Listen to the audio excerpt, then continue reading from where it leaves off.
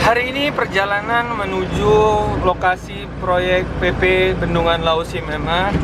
Kita berangkat pagi dengan menggunakan mobil Lendi, Land Rovernya Bapak Andi Arahap.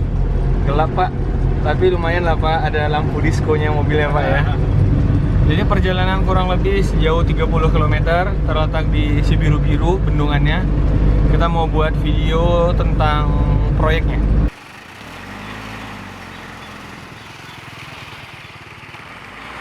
Sekarang sudah jam 7 pagi, perjalanan masih ada setengah jalan lagi untuk menuju Bendungan Lau Simemenya PP. Perjalanan dari tadi sekitar jam 5, 30 km, ada sarapan sedikit.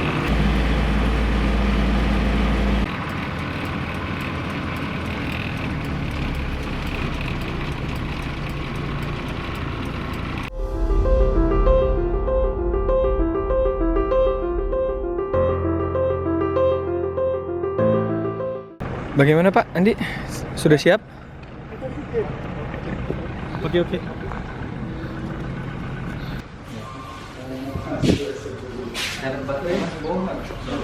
Motornya apa?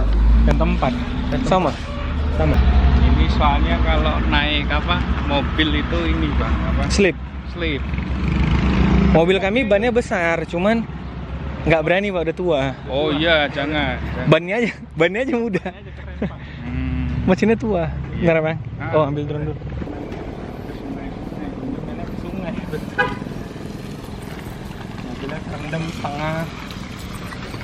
Saat ini kita sedang menuju lokasi proyek site-nya Bendungan Lau Simeme. Di belakang itu ada Andi dan tim dari PP. Kita mau menuju ke bawah dengan berjalan kaki. Jadi kendaraan lagi nggak ada. Ini hari Sabtu, mungkin kendaraan lagi full atau bagaimana.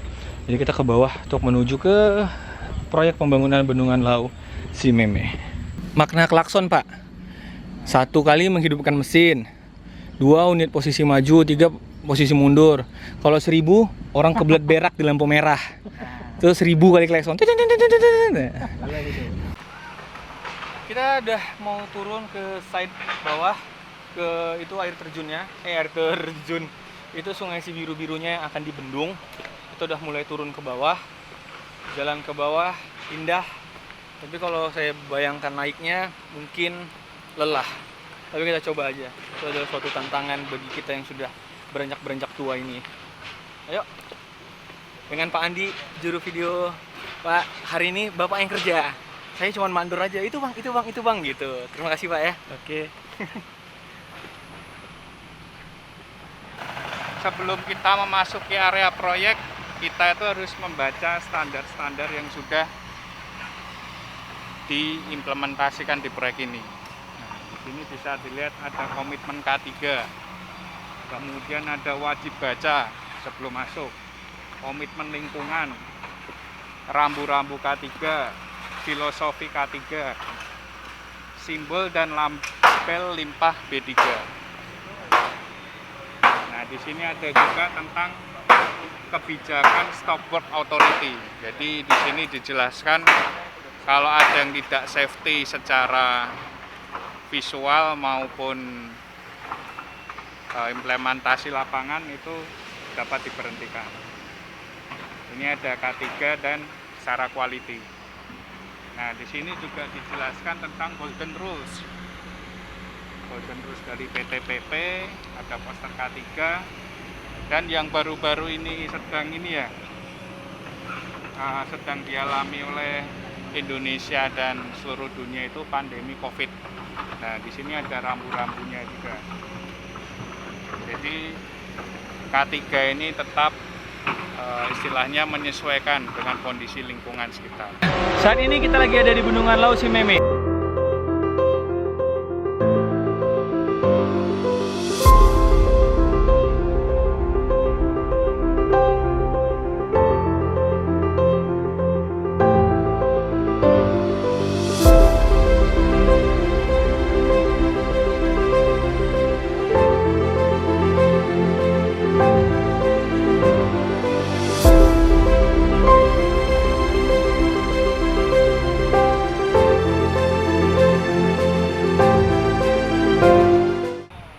pelaksanaan video ini kita dibekali dengan narasi.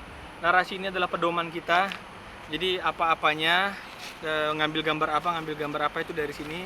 Dan itu kita juga kemarin udah koordinasi dengan Mas Torik selaku staf humasnya, staf dokumentasinya di PP Lau Si Meme. Jadi Pak Andi bekerja berdasarkan ini dengan kata-kata. Misalnya ada kata box culvert itu mana, inlet, outlet itu apa, nah di gambarnya kita cari gitu, ntar kita jadiin satu. Tapi dalam prosesnya itu ya begini, kita wajib ditemani oleh salah satu pendamping dari PP biar kita nggak salah. Ya udah mulai pegel Pak? Belum ya? Oke Pak. Pengambilan gambar aerial juga sangat penting digunakan untuk proyek video seperti pertambangan dan perkebunan seperti ini, bendungan yang bentukan dengan alam. Jadi Pak Andi sedang mau mengambil gambar dengan drone kesayangannya. Ntar Pak, memorinya belum Pak. Nanti di sini bendungannya akan dibuat. Inilah bendungan Lau Si Meme. Ini adalah main damnya, bendungan utamanya ntar di sini. Jadi yang tadi di bawah itu ada namanya bendungan pengelak. Dia mengelakkan air, set gitu, biar airnya mengelak. Ya kan Pak? Udah kerja Pak? Udah kotor. Sepatu udah kotor. Belum, masih bersih. Ayo kita mau masuk ke terowongan bangunan pengelak. Jadi cara membangun bendungan itu, sungainya ini kan harus dikeringin dulu supaya bisa dibangun, di semen dan lain-lain. Jadi sungai itu harus dikeringin nih, daerah yang lebarnya ini kayak harus dikeringin gitu. Nah cara ngeringinnya gimana? Air sungainya itu dielakkan ke dalam terowongan yang tadi yang bakal dibuat. Jadi sungainya ini masuk dulu ke dalam terowongan yang tadi, baru ini kering, mereka bangun, udah selesai, baru dialirkan lagi, jadilah bendungan. Begitu konsep dasar bendungan. Kalau bos emang gitu Pak, nggak jorok. Apa? Kalau bos. Oh iya. Emang saya bos Pak. Ah ini kotor Pak, takut. Kayak saya dong Pak. Nih. Pak, saya kan nggak berani Pak. Saya sih pengen minta bos ini jadi cendera mata. Makanya saya nggak mau kotorin. Ntar saya minta bawa pulang. Ntar kalau pas musim-musim autumn winter gitu Pak, saya pakai. Ya, kayak orang-orang luar negeri. Berhubung rumah dekat pajak ya Pak. Berhubung rumah dekat pajak. Jadi kalau ke Pancur Batu udah ada sepatnya sendiri. Kita lagi mau menuju bangunan pengelak di pintu masuknya. Inlet namanya. Inlet terowongan. Pak, jadi mau berenang Pak rasanya. Jadi yang tadi aku bilang, sebelum dibeton sungainya harus dikeringin dulu. Jadi cara pengiringannya itu dibuat bangunan pengelak. Akhirnya dia mengelak gitu, ngegocek.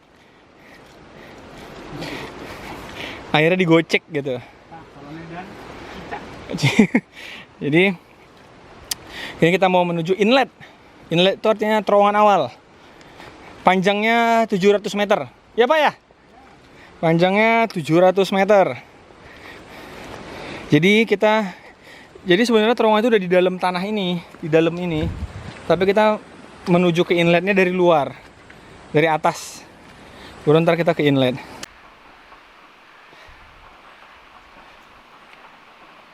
Kata Pak Doni, sinyal di sini bagus. Kalau kata kita, jantung sama paru-paru di sini juga lebih bagus. Capek Pak, capek. Kita udah sampai di inlet tunnel Lau Si Meme. Jadi ini aku bilang tadi terowongan yang buat jadi sungai yang dari situ airnya masuk ke inlet ini dulu. Jadi sungai dikeringin dulu, masuk ke inlet, baru bendungannya dikerjain. Jadi inletnya itu dia ngebobol tebing ini ya, tuh dalamnya 700 meter ke dalam. Nah, nanti air masuk sini. Dia ngebobol 700 meter. Kita menuju masuk ke inlet, ke terowongan atau bangunan pengelak dari bendungan Lau Si Meme. Jadi ntar ceritanya air masuk sini, saya ulangin lagi, air bakal masuk sini, dialirkan ke outlet. Ya outlet ya, inlet, outlet. Jadi jalannya cukup becek.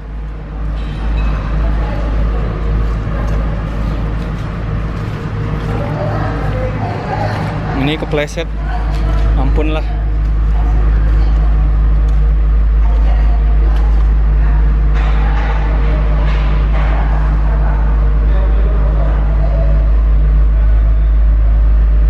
Ayo Pak, maju. Ya, sepatu saya jorok.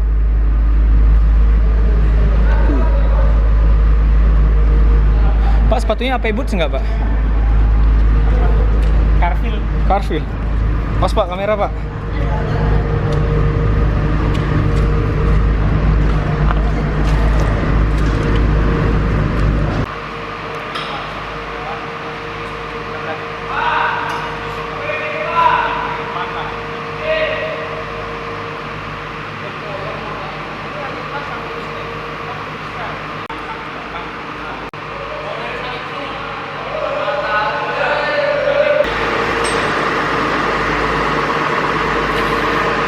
Jadi ini lagi di dalam tebing. Jadi kita lagi di dalam gua buatan tebing. Jadi tebingnya dibobol. Ya, ngeri-ngeri sedap.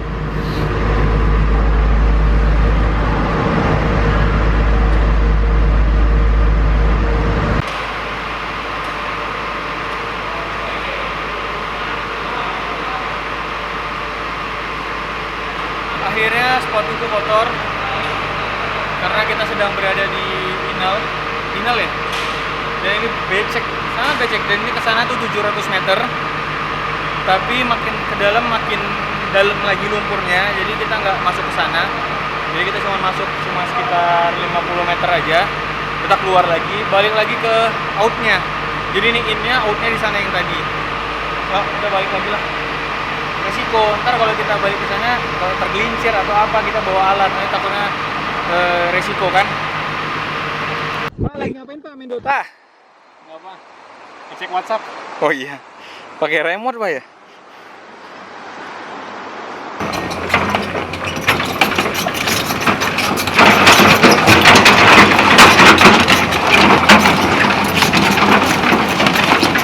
Ekskavator yang turun tadi, tebak mau ngapain? Kita pikir itu dia melakukan suatu hal yang penting kan, turun ke bawah gitu. Rupanya dia nyuci mobil.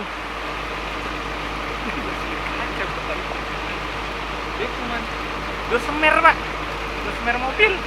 Sekarang Bang Andi videografer kita udah beralih. Biasanya dia pakai Canon, EOS R dan lain-lain.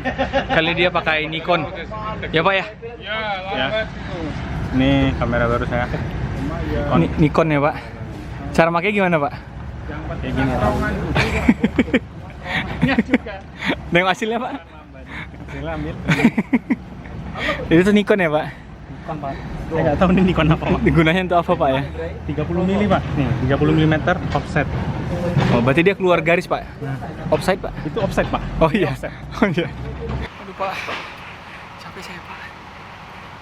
Jadi hitung aja nih, tunnelnya 700 meter kali 2 bolak-balik 1,4 kilo, ditambah bumbu-bumbunya 500 meter 2 kilo. Jalanannya naik turun. Kalau kata Ninja Hattori, lewati gunung, lewati lembah, sungai si biru-biru mengalir indah. Mana sepatu berat Pak? Sini Pak, besi. Besi Pak. Jual ke botol kiloan nih Pak. Aduh.